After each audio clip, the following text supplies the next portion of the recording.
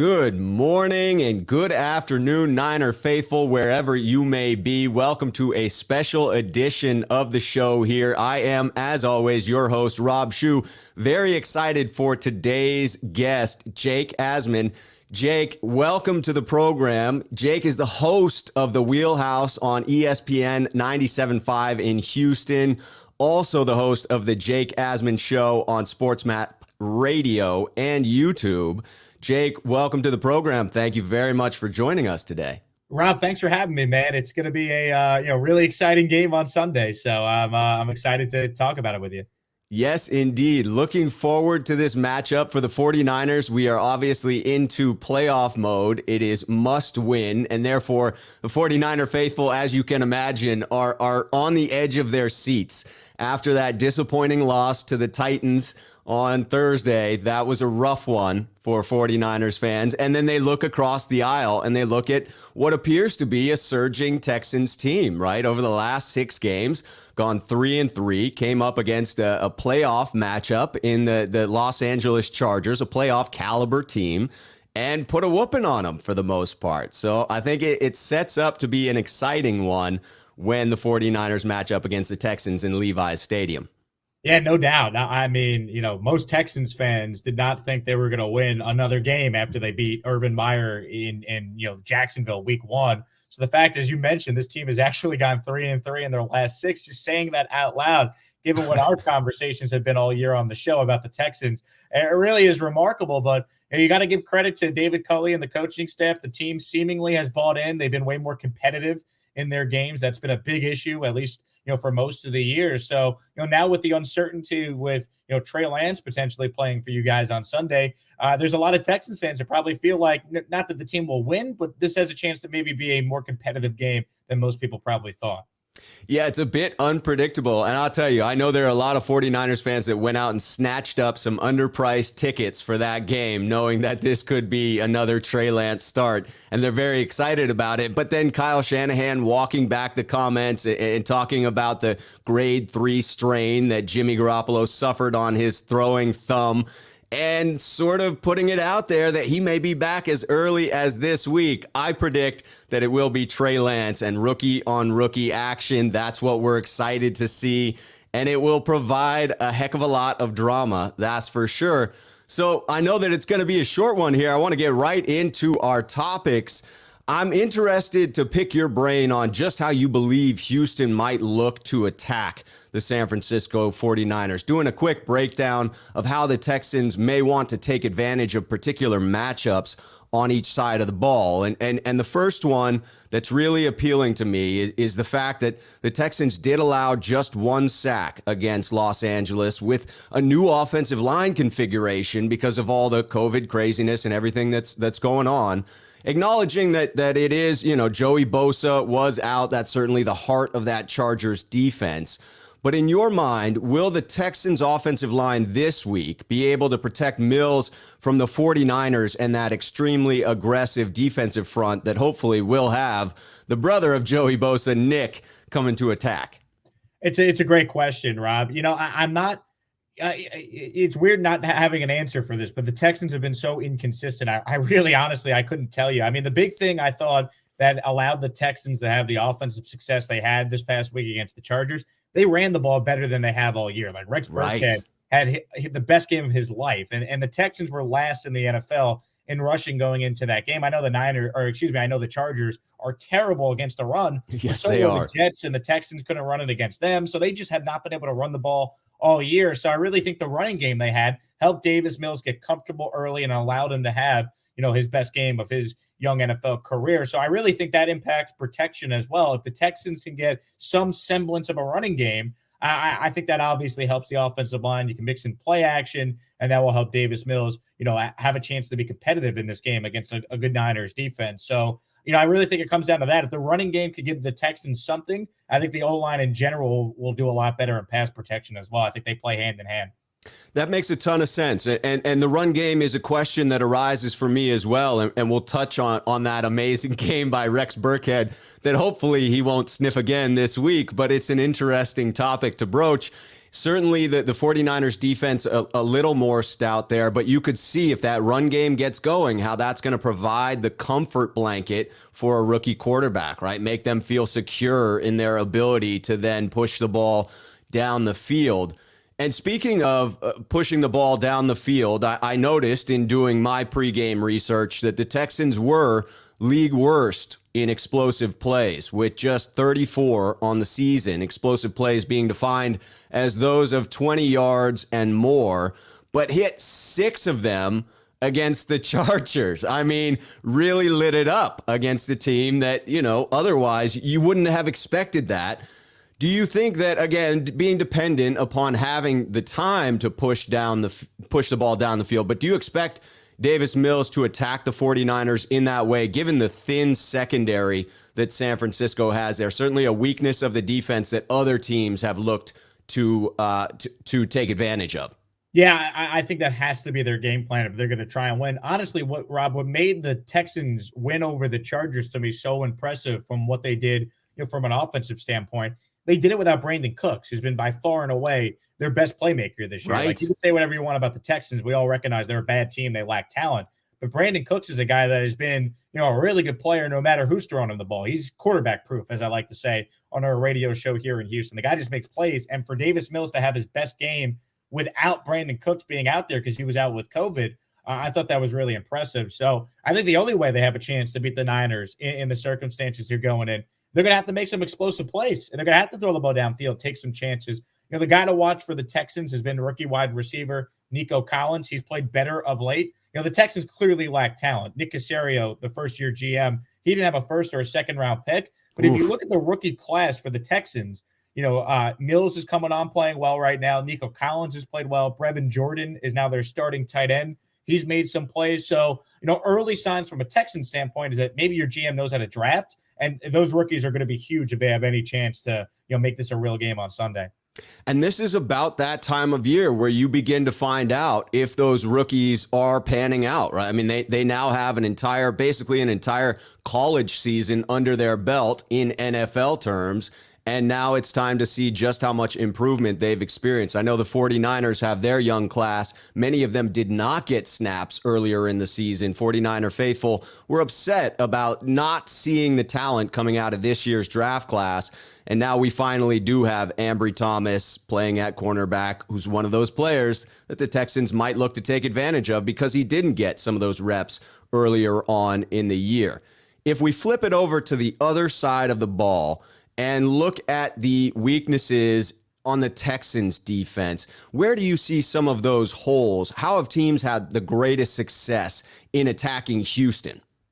Yeah, the success has been just the Texans defense. I mean, in spurts has actually been decent. Lovie Smith, I think, has been the best coach on the staff. He's been the defensive coordinator. High caliber coach. Yeah, he's done a good job. The issue for the Texans defense has been they get burnt, man. They get worn out, just being on the field so much. Now, maybe that changes because Mills is playing better, and we're seeing a direct correlation with long sustained drives, time of possession being up, defense playing better for Houston.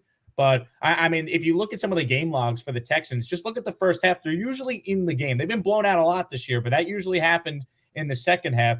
To me, it's been the defensive fatigue, just being on the field a lot. So, that's it all really goes back to the offensive line, the running game, the quarterback, because if they could just, have long sustained drives, the defense has shown the ability to hang around. Now, I'm curious to see how many of the defensive starters that were out with COVID are actually back this week. But this is a Texans defense that's not great. But I would tell you their overall defensive numbers probably are a lot better than maybe what the stats would show, if that makes sense. It does. And is it true, much like with the offense, that as the season has progressed, that defense has taken steps, and over the last 6 games, you might say it is an improved unit over what you would have seen over the first half of the season? Yeah, absolutely. The one thing they've done really throughout the year, but specifically during this stretch where you mentioned they've been 3-3 in their last 6 games, they've done a really good job forcing turnovers. And I know sometimes turnovers could kind of be luck and could be a little fluky year to year, But Lovie Smith from the beginning, every time we've had a chance to speak with him at a media availability, he's talked about, forcing turnovers, putting pressure on the offense to take care of the ball. And the Texans have done a really good job in doing exactly that. They have forced some key turnovers in big spots. They single-handedly beat the Tennessee Titans because they got Ryan Tannehill to throw 5 interceptions in a game. So, they've gone out there and they've done a nice job being opportunistic at times. They don't have a ton of talent, but they do have a lot of veterans that seemingly have bought into this scheme. So they've been able to make more plays than maybe, most people realize. Now, do they still need to improve that defense? If they had the first or second pick, would Kayvon Thibodeau or Aiden Hutchinson be the pick there? Obviously. But, I'll tell you what, this defense, I think, I don't want to call it like a strength of the team because they're still a bad team, as we know, but it's definitely been, something that's been way more consistent than the offense has been throughout the year. All right. Well, getting into some specifics of how the 49ers might just attack that defense, it will depend greatly upon who is behind center. And again, Kyle Shanahan is attempting to shroud that question in mystery by leading us to believe that Jimmy Garoppolo may have a miracle recovery in him with the grade 3 strain of his UCL ligament in his throwing thumb. But I think it's more likely that we see Trey Lance, but there's at least a question mark of it. So it dawned on me that these are two very distinct playing styles and that the Texans might have trouble defending one over the other. Certainly Jimmy, far more of a pocket passer, very limited mobility. One of the critiques that 49ers fans levy against him is staying in the pocket, being a bit of a statue there. He prefers to target the middle of the field. I mean, almost exclusively inconsistent, really, in pushing the ball deep and over to the sidelines. It is working the middle of the field, and often teams that are able to, with a quality core of linebackers, take away the middle of the field can generate a turnover from Jimmy Garoppolo. On the other side, you have Trey, who is a far more mobile quarterback. The last game that he was in, Kyle Shanahan decided to run him straight into the defense 16 times. 9 of those were planned runs, right? So it was obviously the intention to use his skill set. He appears to have far more of an ability to push the ball down the field. He's got the type of cannon where you can play action, roll out to the wide side of the field, and take a 50-yard shot back across the body that you're almost never supposed to make, but make that throw because of the strength that he has. Which of those two styles have the Texans had more trouble with in teams they've come up against this year? I would definitely say it'd be the running quarterback, but specifically the Texans have not been great defensively stopping the run. And if you go back and, I don't have the stats in front of me, Rob, but specifically on stretch runs or tosses to the outside, their defensive ends are not great. Their linebackers are not great at setting the edge. So if the Niners are going to look to attack the Texans anywhere on the ground, I think you'll see a lot of toss plays, stretch runs, maybe design quarterback keepers with Trey Lance if he's the guy running towards the outside, using his tackles on the outside to set up some blocks downfield. That's been an issue for the Texans really throughout the year. Now, they haven't been great for the most part, no matter who's playing quarterback against them. So it's not like if Garoppolo was the starter on Sunday, I think he'd really struggle. I'm sure he'd play fine. But I think if Trey Lance is going to be the guy, I would expect a lot of design runs towards the tackles, the outside, and that will allow, I think, the Niners to have a lot of success. It sets up to where Elijah Mitchell will most likely be back in this game. And of the backs in our backfield able to hit the edge, he's certainly the more capable. If we were limited to Jeff Wilson Jr., I would expect more power runs. But I think that Elijah, within Kyle Shanahan's zone scheme, is able to hit the edges. I could also see a significant dose of Deebo Samuel again out of the backfield. He has just this short area quickness that you don't think he's going to make the edge, but in particular against the team that has issues in setting that edge, it could be a big day for Deebo. It'll be interesting to see just what the breakdown is and just how many called runs we see for Trey Lance, given the fact that behind him, it's just Nate Sudfeld, and you wouldn't like to see that out on the field. That's for sure. Getting into our next topic, flipping the script on the run game, assuming that the 49ers can control time of possession on their end, can get the run game going on their end. just how well will the Texans be able to run against San Francisco? I will say I was quite surprised in fantasy football, having picked up Rex Burkhead as an emergency start and then dropping him for someone else and regretting that decision because Rex absolutely went off, had a surprising performance against LA, providing the first 100-yard rushing game of the season for Houston. Do you expect that the Texans will lean on Rex as heavily going up against the 49ers as they did against the Chargers? They're going to try, Rob, but I can't see it happening again. Like, it was like the level of shock and surprise that a team that has been so inept running the ball the entire season actually had a game like what they just did against the Chargers. I mean, it was stunning to all of us in Houston. I mean, look, for a long time, it might still be the case. I haven't checked the updated numbers. Mark Ingram, who has not been on the team since late October, was still the Texans' leading rusher going into the game against the Chargers last week. This team talks about running the football. They haven't done it all year. They did it week 1, where Ingram had like 85 yards against Jacksonville, and Tyrod Taylor made plays with his legs, and that was it. So the fact that, Rex Burkhead was running rampant against the Chargers, that was stunning. I'd be shocked, in disbelief, if he has anywhere close to the game he had against a much better defense that San Francisco has. Yeah, it definitely is a marked difference between the two. I was looking it up. The LA Chargers, 29th in the league with over 2,100 rushing yards allowed at a shocking 4.7 yards per carry average. I mean, when you are giving up nearly 5 yards a carry, that's tough to stop anybody at that point. The 49ers looking better on that front, only having allowed just over 1,600 yards at a much more league average 4.2 yards per carry. It'll be interesting. The 49ers are facing some depth issues at linebacker. Fred Warner will be in there, but I would say Fred's specialty is much more in pass coverage. Azeez Al-Shaair had been coming in and laying some thumps on people and was setting the tone in run defense, but he will most likely be out this week. It's looking that way. He's re-aggravated an elbow injury, and it looks like we will see potentially Marcel Harris out there, who's a converted safety. So I think that sets up for me to be an important matchup. If the Texans can get going, you talked about it earlier, that's going to provide the comfort for their rookie quarterback in Davis Mills, and that can allow them to get into a rhythm and balance out that time of possession. Because as you noted with the Texans, and that being a focus for them, those long sustained drives, that's also the strategy for San Francisco as well, to try and control time of possession, play that complementary football, and really get rolling to provide comfort for their own rookie quarterback.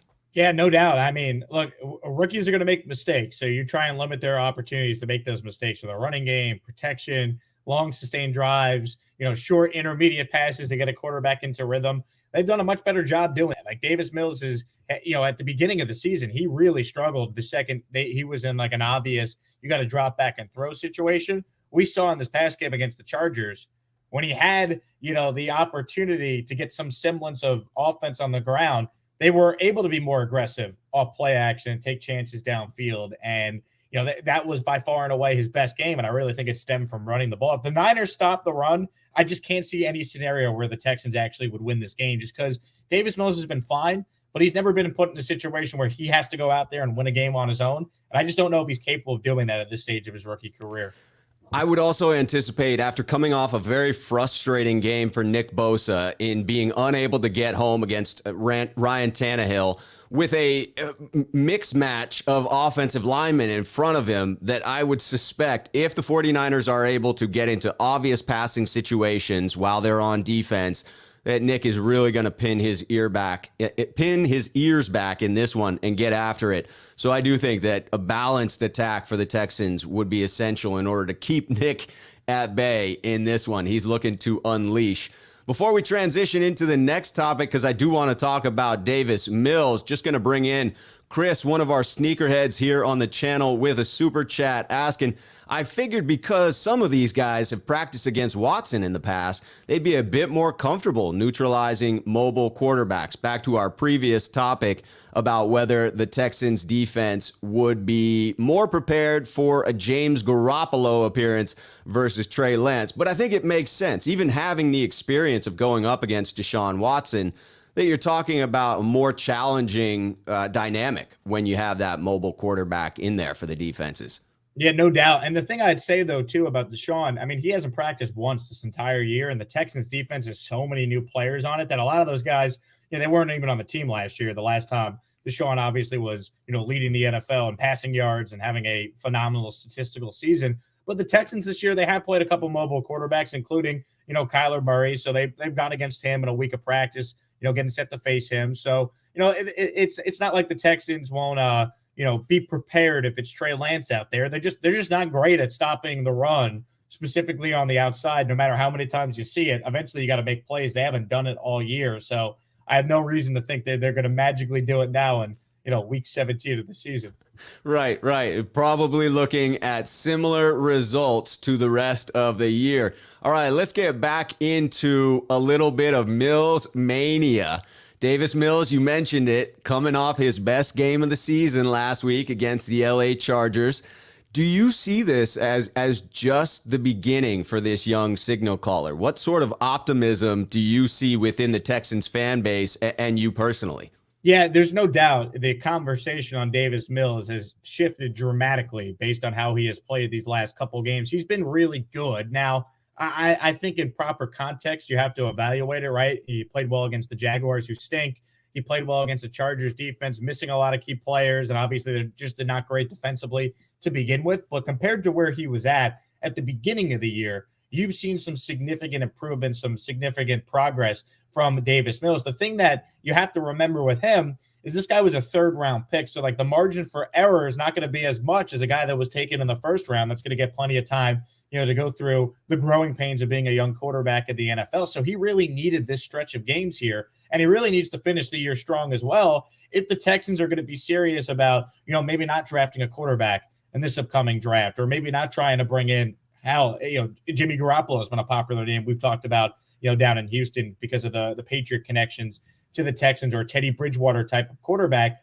Davis Mills could finish the year playing like how he's been playing solid. I think there's a chance, the Texans would bring in a veteran, but maybe not a guy that automatically starts, and they'd give Davis Mills a legitimate opportunity to win the job in training camp next summer. And then, you have all these draft picks you're going to get from a Deshaun Watson trade. You could worry about the quarterback in 2023 when you have, Bryce Young and you have CJ Stroud, and you have a much better group of quarterbacks coming out than this year's class coming out, where, it seems like there's not a consensus on who the top guy is, and there's not a guarantee that any of these guys are going to go, even in the top 10. So I think the way Mills has played has bought the Texans some time as far as what they might want to do long-term addressing the quarterback position. That makes a ton of sense. If you can get through this draft class without having to take a big swing on an uncertainty, given the lack of agreement on top talent in this year's draft, that would propel you to the next year where you have a much deeper selection, a much deeper pool to draw from. I was very impressed in reading up on this last game. As I took it, that last TD to Collins at the end of the game was actually a called run. And as Mills gets to the line of scrimmage, he sees that it's the single high safety look and checked to the pass, and then attacked that one-on-one matchup on the edge for that touchdown, a beautifully thrown ball. And what struck me was the sort of command of the offense that demonstrated. Just how impressed have you been in this small sample size with that maturity and command that Mills has displayed?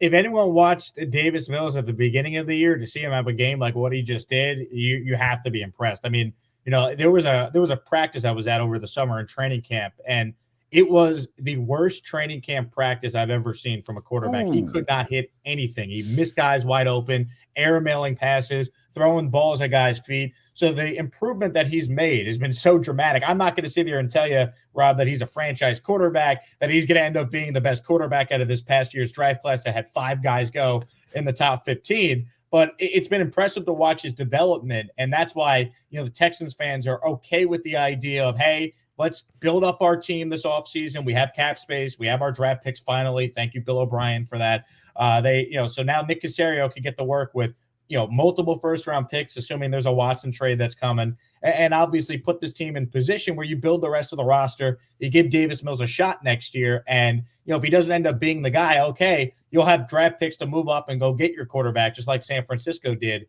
of course, making the trade from number 12 all the way to number 3. So the Texans, they're kind of on a similar path to what the Niners did, right? They had the roster in place and then they added the quarterback to it. I feel like the way Mills is played here maybe allows the Texans to kind of build the roster around him. If he's not the guy, then you go get the guy in 2023.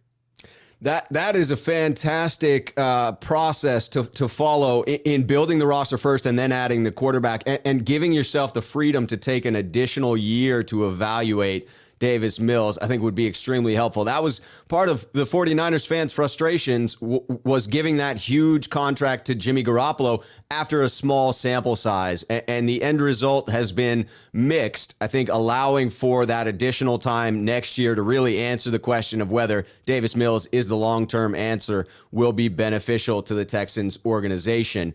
Heading into our last topic before getting your take on the game itself, the Texans are pretty darn good at taking the ball away this season. It has led to a couple of their victories. Certainly the one last week was a big part of it. The Texans are tied for 8th best in the league with 24 takeaways by the defense. They definitely took advantage of LA by taking the ball away 3 times, including that pick 6 toward the end of the game. The Texans really are only +3 in turnover differential, so they have coughed up the ball some on their own. Have the Texans been more careful with the ball over their latest 6-game stretch as they have gone 3-3? No doubt. And that's been a big reason why they've had, some success. The game they beat the Titans, I mean, the offense was horrendous. Tyrod Taylor was still starting that game, but they forced 4 Tannehill picks and a fumble on special teams that set up another late touchdown for Houston. So, the key for them, David Culley, their head coach, has talked about it all year. Turnovers. Got to win the turnover battle. And there's something to it, right? I mean, statistically, if you win the turnover battle, you have like I don't know the percentage off the top of my head, but I think it's, it might be as high as like 70% of the time the team that wins the turnover battle wins the game. So if Mills could take care of the ball, that maybe gives them a chance to cover the number. I don't have a whole lot of faith in the Texans offense being able to, put a ton of points on the board here in a tough spot going on the road in San Fran. But, if they take care of the ball, they'll have a chance to maybe cover that number. I think that's what it could come down to. Yeah, the 49ers were unable to force any turnovers against the Titans last week. A single one may have been the difference in that one, but that's been a struggle for the 49ers. What do you see as the key for the Texans to be able to win that turnover battle in the upcoming game? I think they're going to need to just get something on the ground to just make it easier on Davis Mills. I mean, I don't think Rex Burkhead's going to go out there and, have 100-something yards on the ground again, but if they could just move the chains, keep it third and manageable. I mean, the big issue early on in Mills' tenure with the team, I mean, he wasn't playing well. He was a rookie, a 3rd-round pick that didn't have a ton of starts in college, so it's kind of what do you expect? Of course, he's not going to play great right away, but they put him in some tough spots, man. Like, it felt like every drive it was, 3rd and 8 or 3rd and 9 because they'd get nothing on 1st or 2nd down. If they could keep it third and manageable, I think that allows, Tim Kelly, the offensive coordinator, Pep Hamilton, the passing game coordinator, to dial up some plays that are intermediate routes that can help the Texans move the chains and sustain some drives. Well, in reference to your earlier comment about some of the preseason struggles, Chris comes in with a super chat here reminding us of Jimmy's 5-interception practice that happened a preseason ago. Might compete with some of those struggles, tying together those two topics of the preseason practice and the takeaways. Let's talk very briefly about this game prediction of what's coming up. We've talked about what could happen, what are the weaknesses each team may attack. How do you actually see this one playing out? Yeah, I think the Niners will win this game. I think regardless if it's Garoppolo or Lance, they're going to find a way to win. They're at home. I know they haven't played great at home historically at that stadium, as everyone knows, but I do think they'll win this game here on Sunday. I think the big thing is going to be, they're going to be able to run the ball on the Texans defense, make it easier on Trey Lance. If he is the guy, hell, Trey Lance will probably be a big part of them running the ball with some design plays. I think we'll see a significant coaching disparity in this one as well. David Culley, I think, is doing an okay job given the circumstances, but he doesn't call plays. He's never been a coordinator. I think Kyle Shanahan recognizes the circumstance, how big of a game it is for his team. I think you'll have some very specific design plays that will make life easier for, Trey Lance if he is the guy. So I think the Niners win. I think this game will probably be 24-13, I'll say. So I think the Texans could cover the number. I probably would take the points right now with the uncertainty of the Niners quarterback situation. But I do think, at the end of the game, that the Niners are going to win this one, and they'll probably win this one by multiple possessions. Yeah, I noticed earlier in the research that teams that have beaten the Texans have gotten the run game going, and the 49ers set up to be healthy in this one with the addition of Trey Lance. You would think it sets up for them to be able to successfully run the ball, control the time of possession, and be able to rest the defense and therefore come at them and attack. I think that the 49er faithful are looking for a statement in this one. I do believe it will be tougher than most believe. I think that your score prediction is a good one. I see it rolling a little bit, that the 49ers take out some of their aggression on the Texans that they were unable to deliver last week against the Titans. I've got my score prediction coming in at 34-16, assuming the 49ers are going to be able to force a couple of turnovers. I think that this super chat here says what 49er faithful are thinking. Aaron from 49ers First Takes, no disrespect to the Texans, but if the 49ers lose this game, I'm comfortable saying they don't deserve the postseason. That certainly is emblematic of how 49ers fans are feeling about this one, and potentially a fair statement. If you're unable to win against a team that has struggled, that is clearly rebuilding and is starting a third round selection at quarterback as a rookie, it's fair to make a statement of that caliber. Well, I can't thank you enough for coming on the program today, Jake. I really enjoyed speaking with you. I loved your insight. Again, the information to follow Jake and to go find his programs on YouTube, on ESPN Radio, are all down in the description of the video. Please do find him on Twitter, find him on YouTube, follow and subscribe. And if you like the content here and this is your first time on this program, I welcome you to do the same. Jake, thank you so much for coming on. Rob, appreciate it, man. Good luck to your team Sunday, and looking forward to watching a good one. Wonderful. I will be back this afternoon with a call-in show. Until then, cheers, 49er faithful.